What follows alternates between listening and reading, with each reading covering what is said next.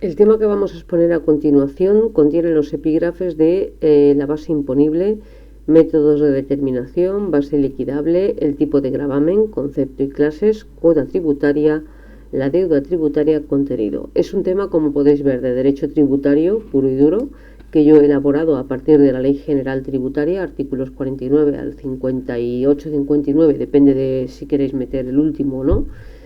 Y en fin, es bastante preciso el tema, se ajustan bastante bien los artículos. Si ves, a mí no se me quedan cortos los 10 minutos, pero si veis que por cualquier razón se os olvidará algo y os quedarán cortos los 10 minutos, yo os recomiendo que introduzcáis algún artículo constitucional al principio del tema, o si veis que es al final, pues le encontréis alguna conexión.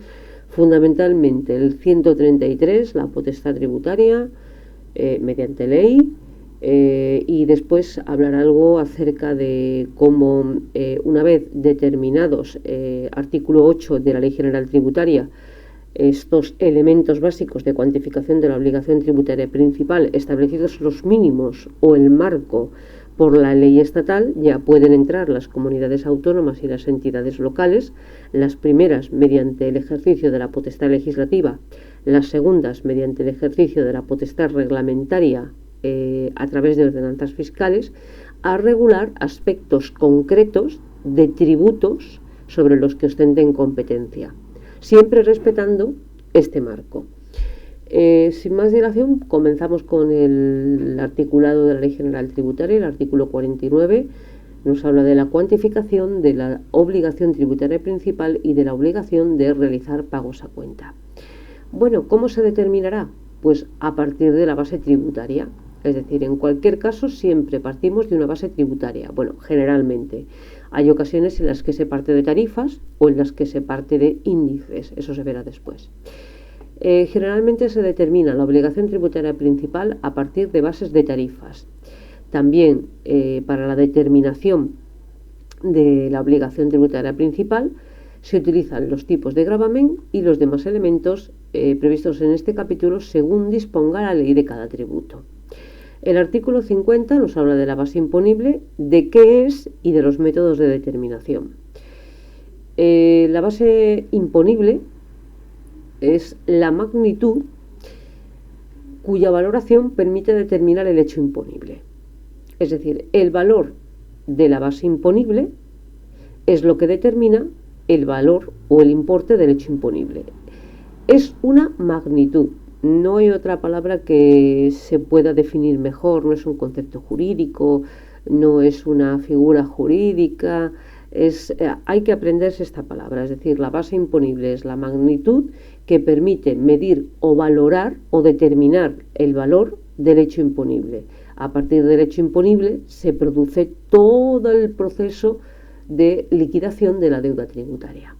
La base imponible podrá determinarse mediante los siguientes métodos: estimación directa, objetiva e indirecta. ¿Cuál es la regla general?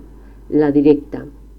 Ya veremos después en qué consiste en el artículo 51. No obstante, se dice que la ley podrá establecer los supuestos en los que sea de aplicación el método de estimación objetiva, que tendrá en todo caso carácter voluntario para los obligados tributarios.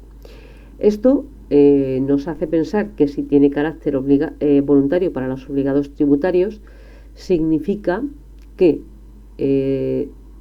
puede el obligado tributario solicitar el sistema de estimación directa si aporta la documentación y los datos necesarios para que la administración tributaria pueda hacer esa estimación directa. Y por último, como carácter subsidiario, pues lo tiene la estimación indirecta, carácter subsidiario de ambos dos, de la directa y de la objetiva, y de acuerdo a los supuestos del artículo 53. Veamos el método de estimación directa, artículo 51. Podrá utilizarse por el contribuyente y por la administración tributaria, de acuerdo con lo dispuesto en la normativa de cada tributo. A estos efectos, la administración tributaria utilizará las declaraciones o documentos presentados o los datos consignados o los registros comprobados administrativamente y los demás documentos que tengan relación con los elementos de la obligación tributaria. Primero, ¿quién puede utilizar el método de estimación directa? El contribuyente. ¿Por qué? Porque es el que dispone de los datos que permiten valorar el importe del hecho imponible. ¿Quién puede también utilizar el método directo? La administración tributaria, si el obligado tributario le facilita los datos necesarios para determinar el importe del hecho imponible. Por eso se dice, utilizará declaraciones, documentos presentados, consignados o registros comprobados administrativamente. La administración lo que no puede hacer es inventarse los datos. Puede hacer una estimación indirecta, que eso es otra cosa. Pero si el obligado tributario ya le ha suministrado datos, puede utilizarlos y realizar una estimación directa del importe del hecho imponible.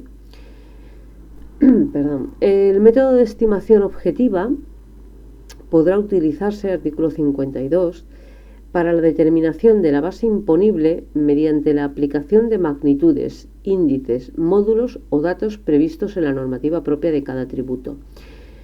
Este método de estimación objetiva se suele utilizar en tributos, ya lo dice aquí, en los que, dado que no existe una manera de determinar el importe del hecho imponible, lo que se hace es generar una especie de ficción jurídica en virtud de instrumentos como tarifas o como índices. Y estoy pensando en el IBI, en el que se genera, en el IAE, en el que se genera una tarifa, y en el impuesto de vehículos, donde se genera una tarifa. Bien, este es el método de estimación objetiva. Porque, recordad que ni en el IAE ni en el impuesto de vehículos hay un valor fijo que determine el importe del hecho imponible. En el IBI, por ejemplo, sí lo hay, que es el valor catastral. Y como aparece en el recibo del catastro que nos viene a todos a casa, pues ya está el valor ahí. Método de estimación indirecta, ya decía el artículo 50, en los supuestos del 53.1. Bueno, pues ¿cuándo se aplicará? Para la determinación de la base imponible, como consecuencia de alguna de las siguientes circunstancias. Ya antes de leerlo, se nos tiene que venir a la cabeza cuáles son esas circunstancias. Es decir, si la administración tributaria pudiera hacer una estimación directa, la haría, porque es el método que tiene carácter general. Cuando no la hace es porque no dispone de los datos, no dispone de información, no dispone de valores, no dispone de cualquier otro tipo de libro o registro que aporte información. Entonces, ¿cuáles van a ser los supuestos? Primero, falta de presentación de declaraciones o presentaciones incompletas. Faltan datos, de ahí que no pueda hacer una estimación directa a la administración tributaria. B, resistencia. C, directamente el incumplimiento. O D, desaparición de los documentos o de la información, no del sujeto. La desaparición del sujeto es otra cosa. Desaparición de los libros, de la información en general. El número 2 nos dice que la base o rendimiento se determinará mediante aplicación de cualquiera de los siguientes medios o de varios de ellos conjuntamente, se entiende de forma simultánea. 1. Aplicación de datos y antecedentes que ya se disponían y que obraban en archivos quizá de otra administración pública.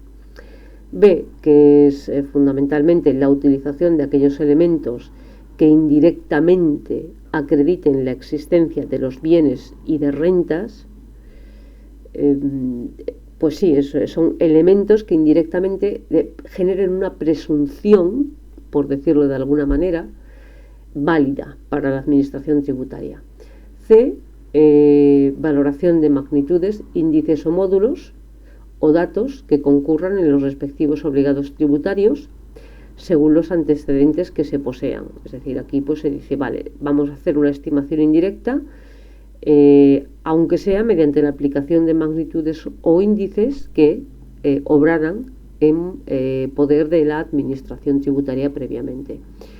Cuando resulte aplicable este método de estimación, bueno, pues el procedimiento será el del 158 de la ley, que no es pertinente en este tema. Artículo 54, base liquidable. Ya sabemos que la base liquidable es la magnitud que resulta de practicar, en su caso, sobre la base imponible, las reducciones, si ha lugar a estas. Tipo de gravamen. El tipo de gravamen es la cifra, coeficiente o porcentaje, yo prefiero el porcentaje porque me acuerdo mejor, que se aplica a la base liquidable para obtener el ¿qué? La cuota íntegra. No tiene, esto va escalón sobre escalón. Primero partimos del hecho imponible, que genera en condiciones normales la base liquidable, o la base imponible, mejor dicho. La base imponible. Sobre la base imponible aplicamos, si ha lugar, las reducciones. ¿Qué se obtiene? La base liquidable. O la base liquidable. Sobre la base liquidable, ¿qué aplicamos? Si ha lugar, porque puede no haber lugar, el tipo de gravamen. ¿Qué obtenemos? La cuota íntegra. Si sobre la cuota de gravamen, la cuota íntegra, aplicamos, si es pertinente, bonificaciones u otro tipo de coeficientes en función de la normativa propia de cada tributo, ¿qué obtenemos? La cuota tributaria, la obligación tributaria principal, la cuota liquidable, la cuota líquida, lo que resulte a pagar. Los tipos de gravamen pueden ser específicos o porcentuales y deberán aplicarse según disponga la ley propia de cada tributo. A cada unidad, conjunto de unidades o tramos de la base liquidable. Aquí se nos denomina lo que es una tarifa. Es un concepto complejo, a mí me costó memorizarlo, pero bueno. El conjunto de tipos de gravamen aplicables a los distintos tramos, yo lo explico así. El conjunto de tipos de gravamen aplicable a los distintos tramos de la base liquidable de un tributo se denomina tarifa. Por último, el 3 nos dice que la ley podrá proveer un tipo cero, así como tipos reducidos o tipos bonificados. Bueno, las bonificaciones yo las introduciría en el paso que hay entre la cuota íntegra y la cuota tributaria. 56, cuota tributaria. Bueno, pues la cuota íntegra se determinará aplicando, esto ya lo hemos visto, el tipo de gravamen a la base liquidable. Bueno, no lo hemos visto, pero lo he dicho yo. Por eso a mí me sonaba en la cabeza. Y según la cantidad señalada el efecto. Para el cálculo de la cuota íntegra podrán utilizarse los métodos de determinación del 50.2 de esta ley, es decir, el de estimación directa, objetiva o indirecta. 3. La cuota íntegra deberá reducirse de oficio cuando la aplicación de los tipos de gravamen resulte que a un incremento de la base corresponde una porción de cuota superior a dicho incremento. Bien. Se exceptúan de esta regla los casos en los que la deuda tributaria deba pagarse por medio de efectos timbrados, porque no es posible hacer esos porcentajes en los efectos timbrados. El importe de la cuota íntegra podrá modificarse, ya lo hemos dicho, mediante la aplicación de las reducciones o límites que establezca la ley de cada tributo.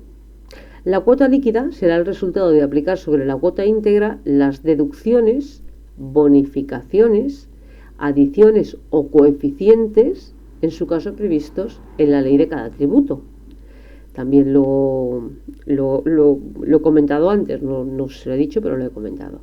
Y por último, la cuota diferencial es un concepto jurídico más a añadir a este artículo. Es el resultado de minorar la cuota líquida en el importe de las deducciones, pagos fraccionados, retenciones, conforme a la normativa de cada tributo. El artículo 57 nos habla de la comprobación de valores. Yo este artículo creo que no ha lugar en este tema, porque además es que no se está pidiendo. El último epígrafe es la deuda tributaria.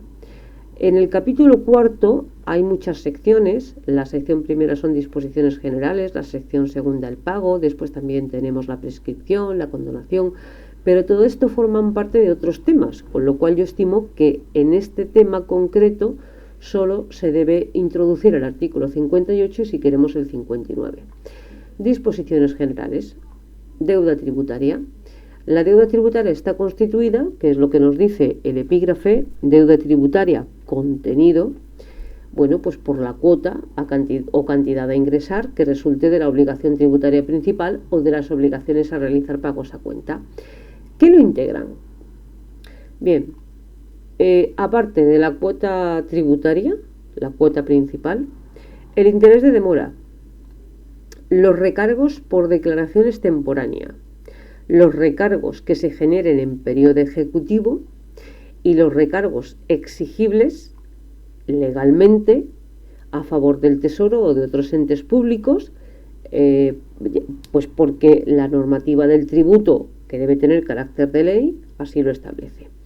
¿Qué es lo que no forma parte de la deuda tributaria? La sanción tributaria. El importe de la sanción no forma parte de la deuda tributaria, independientemente de que efectivamente exista un derecho de crédito de la Administración contra el obligado tributario por la sanción tributaria. Y yo con esta información daría por concluido el tema de la base imponible hasta la deuda tributaria contenido.